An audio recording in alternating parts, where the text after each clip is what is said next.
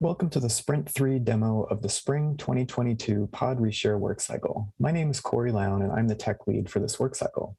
I'm joined today by the rest of the development team, including developer colleagues at Harvard, who joined us for this sprint. In this video, we're going to demonstrate the work we completed during our third sprint. Pod Aggregator is an open source system to aggregate MARC bibliographic and holdings data for institutions that participate in the Pod initiative. The purpose of this work cycle is to build on the work of the 2020 work cycle. Our goals are to bring Pod to a production state, improve the user interface, refine the data contribution and consumption experience, and build out functionality needed for Pod Aggregator to serve as a data source for Project Reshare. During the sprint, we made significant user interface improvements, fixed a variety of bugs, and began analysis and background work needed for us to support OAI PMH data harvesting. Hey, I'm Nick, a developer on the Access team at Stanford. This sprint included a large number of updates to improve the overall user experience, starting with the homepage. We redesigned the page to include at-a-glance statistics about the Pod project's data providers and the records stored in the aggregator, which are visible to the public. For users who are logged in, we also added an overview section with useful information about their organization, including recently uploaded files, currently active background jobs, and a list of quick actions. We're continuing to incrementally improve our user permissions model. Users who are organization owners can now flip a switch to promote other members of their organization to the owner role, which confers the ability to manage the organization's members, access tokens, contact information, and more. Similarly, pod admins now have the ability to confer admin status to any other user from the site users page, which gives access to all functions of the aggregator. Both of these user list pages have had their UI improved so that the relevant information is in the right place. This is Marlo. I'm also a developer on the Access team at Stanford. This work cycle, we made some major improvements to the pages for organizations. First, I'll showcase the provider page, which by default gives information about a provider's default stream. We updated the main header here for clarity, adding better labels and new information about an organization's main contact.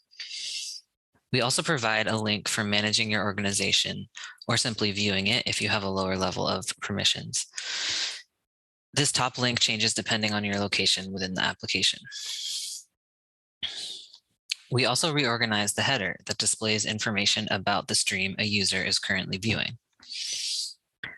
We added a label to show whether the current stream is the default and consolidated the layout of this header into two cleaner rows. We provide action buttons for users, which show or hide depending on the user's level of permissions. Below this header, we added a card with a quick overview of some of the current stream statistics. This information was previously displayed as part of a row in a table, but pulling it out of the table makes the information more digestible. Below the card, you'll see a new feature of the app, which is tabbed navigation. Implementing this involves some major reorganization of the pages and routing within the app, but ultimately it makes things much more usable. Previously, the information from all four of these tabs was displayed in a single long vertical page, making it easy to miss things or get overwhelmed. We've now split it up into separate pages, which you can access via the tabs.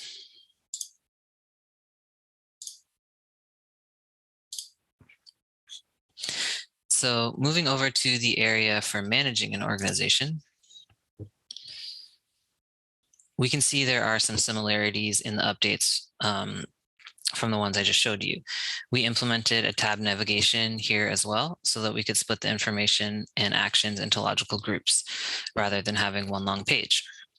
Again, we had to create new pages and routes to implement this.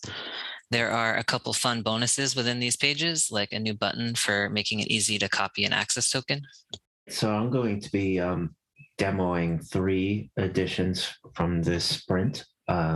The first one is this data page, which is fairly static for now and is due for a style pass in a future sprint. Currently, it displays guidelines for data consumers and the rules for such, and resource sync sitemap links in MARC 21 and MARC XML. This page is accessible to any logged in user. Now I'm going to show the addition of tracking of changes to the default stream. There's no UI for this yet, so I'll be showing these changes on the database level. And this is one of the building blocks we'll need for our OAI PMH implementation. So I'm going to start us off with a fresh organization. And one detail to point out before I move on is that another of our changes from this sprint is the location of this flash message. Previously, it would appear above the organization header. Now it appears underneath, which is a bit neater looking. So since we created a new organization, which by default has its first default stream, in the database, we should see the beginnings of the tracking of the histories. So this entry is associated with the organization that I just created and the first stream that came with that organization. It also has a start time, which was when it was created, and an end time, which is currently nil, which represents that this is still the default stream. That'll change in just a moment. So we'll come back here and create a new stream.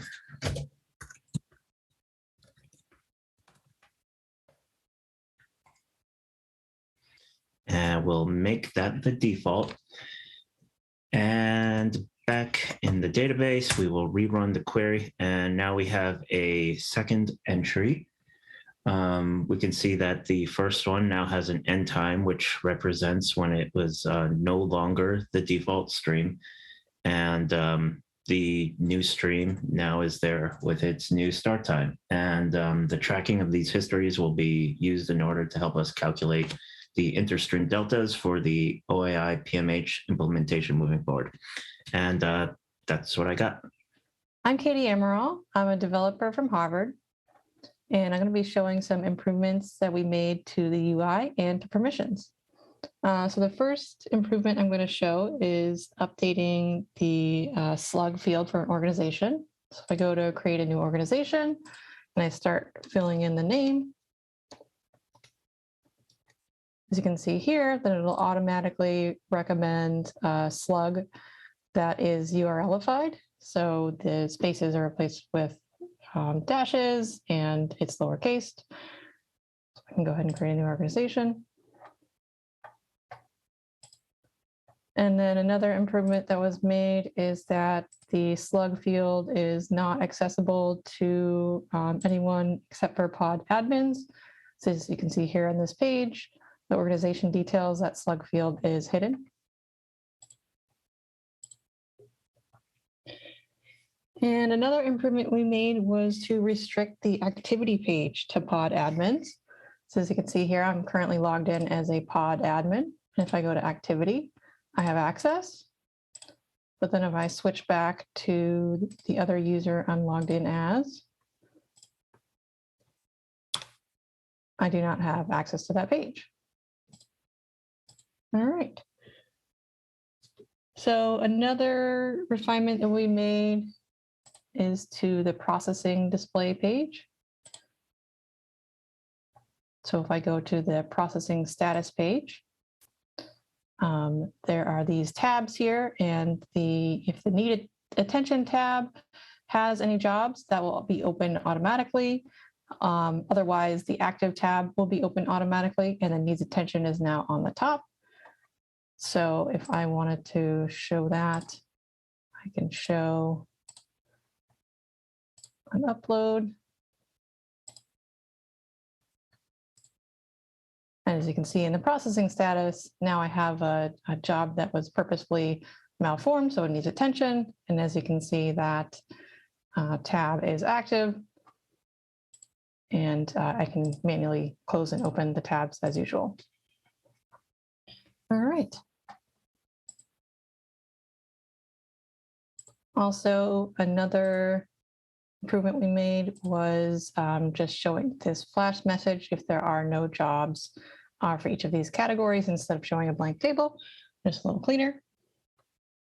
All right. And then also, another improvement that we made was for the development environment. We created a Docker compose file which will allow us to create Docker containers that we can use for local development. And in our README, we set up some instructions on how to use it. And as you can see, I've got these 4 containers running. There's an app container, worker container, Postgres DB container, and a Redis container as well. And like I said, that compose file orchestrates all of that. So just a couple commands to get up and running. So this should help new developers coming onto the project get set up quickly. And the last improvement that I'll be showing is an improvement to the main menu. There was an issue in Chrome. This is what it used to look like, where there was some overlap between the title and the menu. And now, as you can see, that has been fixed. We've been reviewing the permissions model in the application and making adjustments where necessary. Changes include things like not showing buttons, such as the Create New Stream button, to users who do not have permission to take this action in the application. During the sprint, we have done analysis work and experimented with approaches to providing OAI PMH data harvesting functionality in Pod Aggregator. Although it is not included in the main branch of the application, we are evaluating an approach to pre-generate OAI PMH list record responses in background jobs, which we think will provide better performance than building the OAI list record responses for each request. Thank you for watching this demonstration of the work we've completed during Sprint 3 of the Pod Reshare Workcycle. We look forward to showing you what we accomplished during Sprint 4.